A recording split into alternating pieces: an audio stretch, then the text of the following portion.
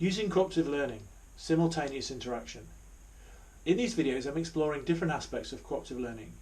Previously I explored the model, team building, structures, the 5 accepted critical elements of cooperative learning in physical education, and ideas for using cooperative learning for the first time. Today I'm going to talk about simultaneous interaction. Please remember, however, that while these videos are scripted, they're captured in one take with no editing, so maybe a little rough and ready. Simultaneous interaction. One of the beating hearts of cooperative learning is the interdependent within the group and yet independent within the class work that occurs. In fact, one of the aims of cooperative learning is that you want lots of students participating at once. This is so far away from the standing in lines that has plagued physical education, in my opinion, so as to be a different species. In my experience, a cooperative learning classroom is not a place of silence. There is and should be many voices. It isn't the cacophony of a major league game, but it is the thrum of rush hour traffic. It's not shouting over one another, and it's not a free-for-all, but it's far from quiet.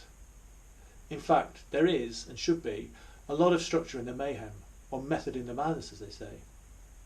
Partners in pair share and individuals in lights, camera, action are taking their turn in sequence, and this is occurring in every group. Another facet of simultaneous interaction is the amount of teacher talk versus student talk. The Kagan suggests that research has shown that in a traditional classroom the teacher might talk for up to 80% of the time, so 4 minutes out of every 5, or 20 minutes out of every 25. This also means that the student must listen, often in silence, for the same amount of time. Contrast that to our restructured cooperative learning classroom. The teacher would never talk for that long. In fact, I've achieved a state in some classes where I haven't spoken to the whole class at all, not even to tell them the subject of the lesson or say goodbye.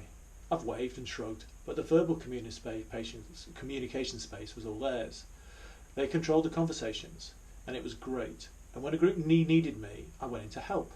I asked questions and assisted them in finding their direction. Not my direction, their direction. It was, and is, far from perfect, but they learned in about 8 lessons how to self-manage their learning. I had worksheets and tasks set up for them, but they knew how the lesson ran and what their part in it was.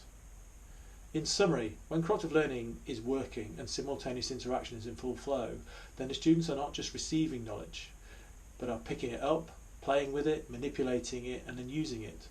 They don't succeed by simply remembering, they succeed by using what they get out of the class in the class and beyond. It's a little noisy, but the thrum of activity and interaction is what I'm seeking from my classes. That's it for now. I hope it was worth your time. For more content, please visit my blog at www.peprn.com. That's all for now. Speak later and stay safe. Goodbye.